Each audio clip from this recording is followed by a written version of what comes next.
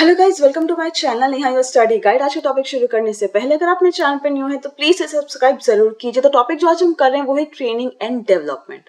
हम जो है कुछ एलिमेंट्स पढ़ रहे थे स्टाफिंग के, ठीक है, जिसमें हम रिक्रूटमेंट सिलेक्शन ऑलरेडी पढ़ चुके हैं। जो हम अब पढ़ रहे हैं वो है ट्रेनिंग एंड डेवलपमेंट। तो ट्रेनिंग क्या होता है? Training means equipping the employees with the required skill to perform the job. Job परफॉर्म करने के लिए एम्प्लॉय को जिस भी स्किल की जरूरत है उसके लिए उसको ट्रेनिंग देना, ठीक है, वो स्किल्स उसको सिखाना। The candidates are sent for training so that they can perform the job in the expected manner. Candidates को ट्रेनिंग के लिए क्यों भेजा जाता है? ताकि जिस तरीके से उनसे एक्सपेक्ट किया जा रहा है कि वो अपनी जॉब को परफॉर्म करेंगे, अपने काम को पूरा करेंगे, उस तरीके से वो काम ऑर्गेनाइजेशन में करें अपनी जॉब पोजीशन के हिसाब से। आगे देखते हैं डेवलपमेंट क्या होता है। Development refers to overall growth of the employees. जब पूरी ओवरऑल ग्रोथ की बात करते हैं एम्प्लॉय की तो उसको हम डेवलपमेंट कहते हैं, ठीक है, जिसमें सारी चीजें आ रही हैं उसके। It focuses on personal growth उसका एंड सक्सेसफुल एम्प्लॉयज डेवलपमेंट, ठीक है। किस पे फोकस किया जाता है? उसकी पर्सनल ग्रोथ के ऊपर फोकस किया जाता है कि हाँ भी उसको अच्छे से सब चीजें ट्रेनिंग मिल रही है, स्किल्स अच्छे से हो रही है, वो अच्छे से काम कर रहा है, सारी चीजें, ठीक है, जो उसको हम क्या कहते हैं? डेवलपमेंट कहते हैं। Development is much wider in concept as compare to training. Development एक काफी वाइडर, एक बड़ा जो है कॉन्सेप्ट है अगर ट्रेनिंग से कंपेयर करें। Training is just a part of a development, ठीक है, और भी काफी चीजें आती हैं जिससे जो है एम्प्लॉय की डेवलपमेंट होती है। ट्रेनिंग इज जस्ट उसका एक छोटा सा पार्ट है। Need for training, benefits of training for organisation, ठीक है, ट्रेनिंग की जरूरत क्यों होती है, क्या बेनिफिट होते हैं बेसिकली ट्रेनिंग के जो ऑर्गेनाइजेशन को होते हैं, ठीक है। यहाँ पे हम दोनों तरह के बेनिफिट्स पढ़ेंगे। एम्प्लॉय के क्या बेनिफिट्स होते हैं ट्रेनिंग को लेके, और ऑर्गेनाइजेशन को क्या बेनिफिट्स मिलते हैं ट्रेनिंग को लेके। फर्स्ट आता है reduce learning time. A trained employee takes less time in learning the job as compared to untrained employee. जो ट्रेंड है एम्प्लॉय, ठीक है, जिसने ऑलरेडी ट्रेनिंग ले रखी है, जिसके पास ऑलरेडी वो स्किल्स हैं, तो वो जो अपनी जॉब होती है उसको बहुत जल्दी लर्न कर लेता है एज कम्पेयर टू जो एम्प्लॉय अभी अनट्रेंड है, ठीक है, उसे चीजों के बारे में नहीं पता, उसके पास वो स्किल नहीं है। करेक्ट।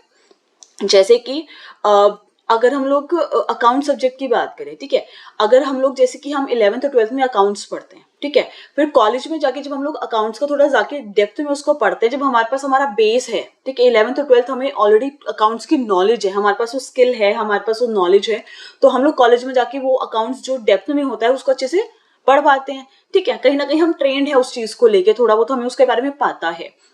लेकिन अगर अनट्रेंड है, जैसे कि 11th-12th में किसी ने अकाउंट्स नहीं पढ़ी और डायरेक्ट जाके जो है कॉलेज में जाके वो अकाउंट्स सब्जेक्ट पढ़ रहा है, तो कहीं ना कहीं वो उसके लिए प्रॉब्लमैटिक होगा, क्योंकि वो अभी उसके पास अनट्रेंड, मतलब यहाँ पे हम अनट्रेंड वर्ड यूज कर रहे हैं, तो बेसिकली ये है कि उसके पास बेस नहीं है 11th-12th में जो हम पढ़ के जाते हैं।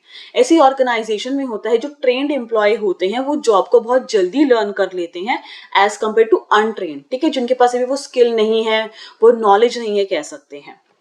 As a result, there is a less wastage of resources and higher productivity in the organization.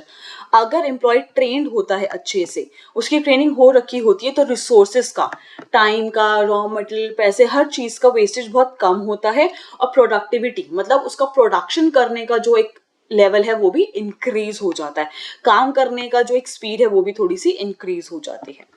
Next आता है better performance.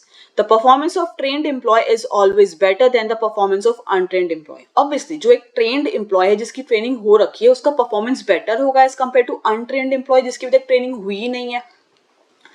As in the training program, their qualities and capabilities are improved. अगर ट्रेनिंग प्रोग्राम की बात करें तो उसमें उनकी qualities और उनकी कैपेबिलिटी काम करने की दोनों इम्प्रूव कर दी जाती हैं, ठीक है, की जाती हैं। And the employees get some experience of working on the job before they are actually assign the job. Job assign करने से पहले उन्हें एक एक्चुअल जॉब में ऑर्गेनाइजेशन में बिठाने से पहले ही उनको जो है पहले बता दिया जाता है कि इनको जॉब में क्या काम करना है, किस तरीके से करना है, क्या मतलब उनको ऑलरेडी थोड़ा बहुत एक्सपीरियंस उसका दे दिया जाता है, ठीक है। एक्चुअल में जॉब पे काम तो वो बाद में करेंगे, एज एन एग्जांपल के तौर पे कह लो, या वैसा एक्सपीरियंस एक एनवायरनमेंट देके जो है उनको पहले जो है वो एक्सपीरियंस थोड़ा बहुत दे दिया जाता है ताकि वो अच्छे से काम करें। नेक्स्ट आता है attitude formation. The training and development aim at moulding,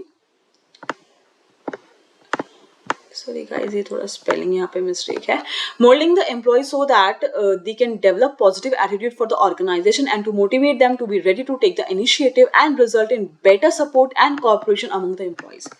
जब एम्प्लॉय की ट्रेनिंग की जाती है, डेवलपमेंट की जाती है, तो क्या डेवलप किया जाता है? पॉजिटिव एटीट्यूड डेवलप किया जाता है कि ये ऑर्गेनाइजेशन आपका है, इस ऑर्गेनाइजेशन के लिए आपको काम करना है, आप अच्छे से ऑर्गेनाइजेशन के काम करोगे तो ऑर्गेनाइजेशन आपको इन रिटर्न बहुत कुछ देगा, ठीक है, अच्छा सैलरी देगा, बोनस देगा, प्रमोशन देगा, तो काफी सारी चीजें होती है। तो कहीं ना कहीं ट्रेनिंग और डेवलपमेंट में ये पॉजिटिव एटीट्यूड जो है ऑर्गेनाइजेशन के लिए एम्प्लॉयज में डेवलप किया जाता है, उनको मोटिवेट किया जाता है कि वो ऑर्गेनाइजेशन के लिए काम करने के लिए क्या ले, इनिशिएटिव ले, ठीक है, जिससे क्या होता है, बेटर सपोर्ट और कॉर्पोरेशन जो है एम्प्लॉयज की तरफ से मिलता है किसको, ऑर्गेनाइजेशन को।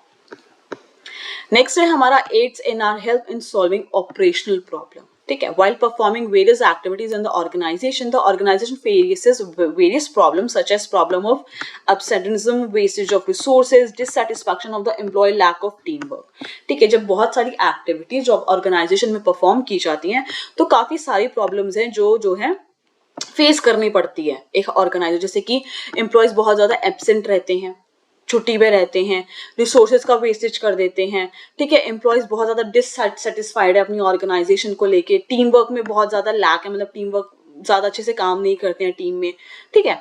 Through the supervisory level training, यहाँ पे हम किस ट्रेनिंग की बात करें, सुपरवाइजरी लेवल, यहाँ पे सुपरवाइजर को यही ट्रेनिंग की जाती है कि कैसे उस प्रॉब्लम को, ये जो प्रॉब्लम्स है एब्सेंट होने का, एम्प्लॉय डिससेटिस्फैक्शन है, रिसोर्सेज का वेस्टेज हो रहा है, टीम वर्क लैक कर रही है, तो इन सब चीजों को अवॉइड कैसे करना है, रिमूव कैसे करना है, वो सुपरवाइजर को सिखाया जाता है।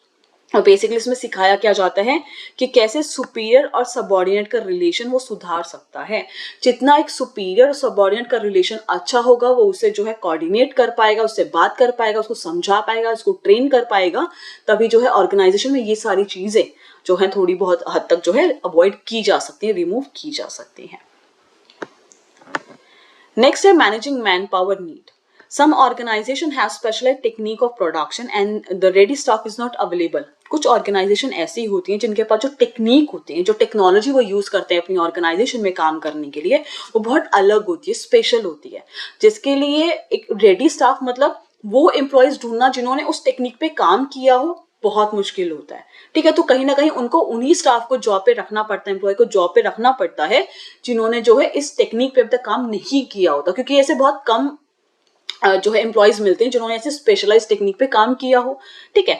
तो यहाँ पे क्या किया जाता है, उन अनट्रेन्ड एम्प्लॉयज को जॉब पे रखा जाता है और उनको ट्रेन किया जाता है स्पेशलाइज टेक्नोलॉजी के लिए, जिससे जो है उनकी लॉन्ग टर्म प्रॉब्लम भी सॉल्व हो जाती है। अगर वो एम्प्लॉय को अच्छे से ट्रेन कर रहे हैं, एम्प्लॉय अच्छे से काम कर रहे हैं, रिलेशन अच्छे हैं, ठीक है, between the superior and subordinate, तो कहीं ना कहीं लॉन्ग पीरियड ऑफ टाइम तक वो एम्प्लॉय जो है उस ऑर्गेनाइजेशन में काम करते हैं, जिससे कि जो मैन पावर की एम्प्लॉय की जो जरूरत होती है ऑर्गेनाइजेशन में वो पूरी रहती है।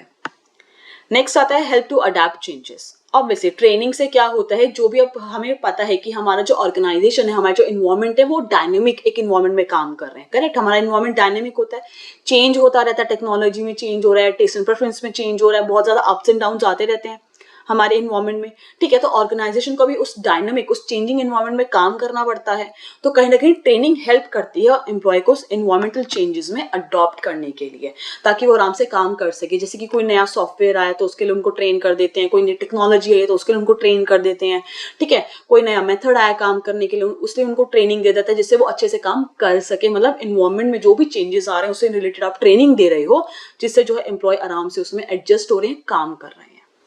तो ये थे हमारे बेनिफिट्स जो है ऑर्गेनाइजेशन को होते हैं जो वो ट्रेनिंग देता है अपने एम्प्लॉयज को। लर्निंग टाइम रिड्यूस हो जाता है, परफॉर्मेंस बेटर हो जाती है, एटीट्यूड फॉर्मेशन हो जाता है, ऑपरेशनल प्रॉब्लम्स में जो है हेल्प मिल जाती है, कहीं ना कहीं मैन पावर की नीड जो है मैनेज हो जाती है, और अडेप्ट जो चेंजेस करने होते हैं उसमें भी हेल्प मिल जाती है। अब है benefits to the employee. Employees को भी तो कुछ बेनिफिट्स होते हैं, जैसे कि बेटर करियर ऑप्शन। अब एक एम्प्लॉय है, उसको ट्रेनिंग मिली हुई है, वो काफी टाइम से जो है ऑर्गेनाइजेशन में अच्छे से काम कर रहा है, तो कहीं ना कहीं जब उसकी डेवलपमेंट हो रही है तो बेसिकली आगे उसे और बेटर करियर ऑप्शंस मिल सकते हैं, क्योंकि अब उसकी स्किल इंप्रूव हो गई है, उसकी नॉलेज इंप्रूव हो गई है, तो उसके लिए कहीं ना कहीं करियर ऑप्शंस और ज्यादा खुल जाएंगे। अर्निंग मोर, ट्रेंड है, ठीक है, एम्प्लॉय ट्रेनिंग ले चुका है, स्किल्स अपनी इंप्रूव कर चुका है, नॉलेज अपनी इंप्रूव कर चुका है, तो कहीं ना कहीं आगे जो है उसको प्रमोशन मिलेगा, बोनसेस मिलने के चांसेस होंगे, कहीं ना कहीं उसकी अर्निंग ज्यादा होने के चांसेस होंगे।